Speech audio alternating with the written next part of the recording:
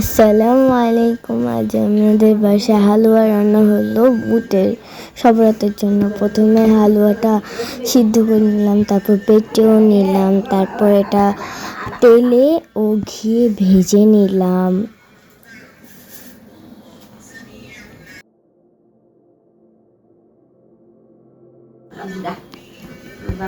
তারপর দিয়ে দিলাম তেজপাতা, দারচিনি, এলাচি, তারপর আরেকটু ভেজে নিলাম।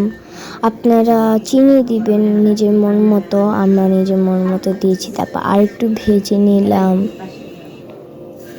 তারপর এটা গলে যাবে, তাহলে হালুয়া হয়ে গেল। তারপর দিয়ে দিলাম আমাদের নারকেল। নারকেল ছাড়া আমরা হালুয়া খাই না, এই জন্য আমরা নারকেল দিয়ে দিয়েছি। আপনারা চাইলে অন্য কিছু দিতে পারেন, কিশমিশ, অনেক কিছু, বাদাম টাদাম।